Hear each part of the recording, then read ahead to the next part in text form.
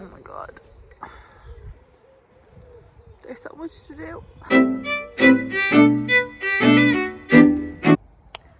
This is not going to be a pretty video. I haven't even got any makeup on because today it's going to be all about the hair graft. When I decided to start a YouTube channel, I didn't want it to just be like the highlights. I wanted to show like the reality of trying to start a flower farm. And this video is very much going to be about the ugly because like it's in bits. You should see this is the state of the place. I'm going to give you a quick tour just to show you how everything is looking,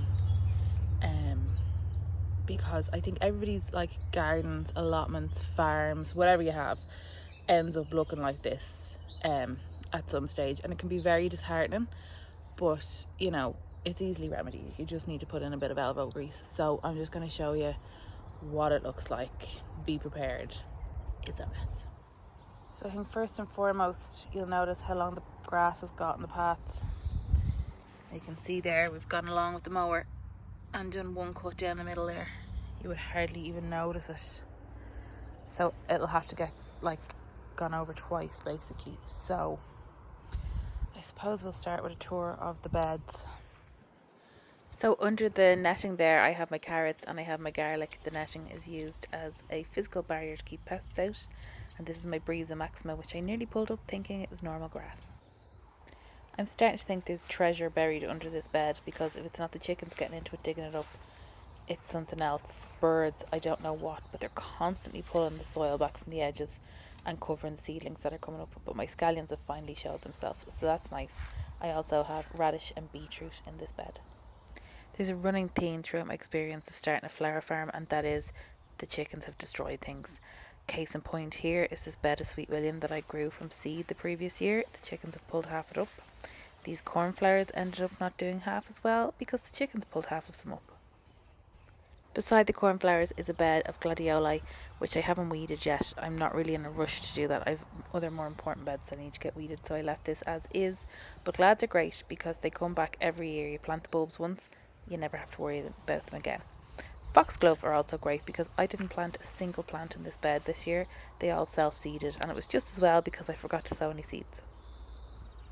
I had major germination issues this year. The pea-free compost is not it for germinating.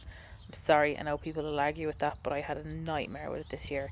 So these are the only filler plants that I have. I got like 3 of each when I should have had 90 of each, and even the ones that did survive are scaldy as you know what.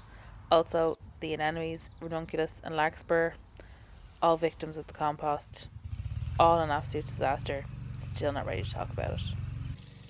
Another common theme you might be noticing, that anything that is a perennial or self-seeded, such as this cerinthe, is doing amazingly. And they're all the things that I did not start in that dreadful compost. The cerinthe has been going for weeks now, and the bees absolutely love it.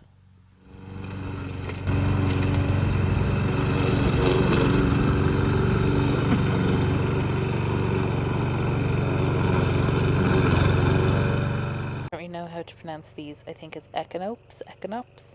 Grew them from seed last year. They're finally starting to come into their own this year. I can't wait to see how they do. Here again, self-seeded snapdragons and a thistle that grew all by itself. Okay, so my husband very kindly cut the grass while I was cleaning out the chickens. And even just with the grass cut, the difference it makes. Now, we had a bit of an argument because within this weed patch, the snapdragons that kind of kept going from last year, and I was really hoping and dependent on them for my sister's wedding at the end of this month, and he went over them with the lawnmower, so they're gone.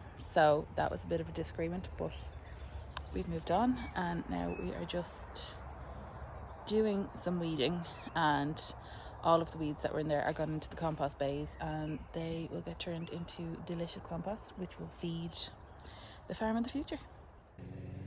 I know it's hard to make out, but there are actually some leftover snapdragons from last year that have kept growing down the end of the bed here.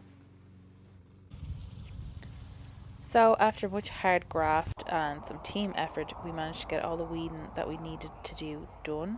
which meant that I could get the dahlias in. I have about 40 dahlias in total this year. I didn't label the tubers, so I don't know what's what. So that will be a nice surprise when they all come up to see what survived. 4 years later. No money joking. We were about, I don't know, 5, maybe 6 hours at this. But it turned out well. Very happy. Okay, I'm done. I'm bending down like this because I just was not bothered getting my tripod out today. But you can see the difference. Oh, I'm dropping my gloves. I'm hot, I'm sweaty, I am covered in filth, and none of that in a good way, but very happy. Got the big push today and got everything done. So yeah, no longer ugly, looking pretty again. The farm, not me. I need a shower.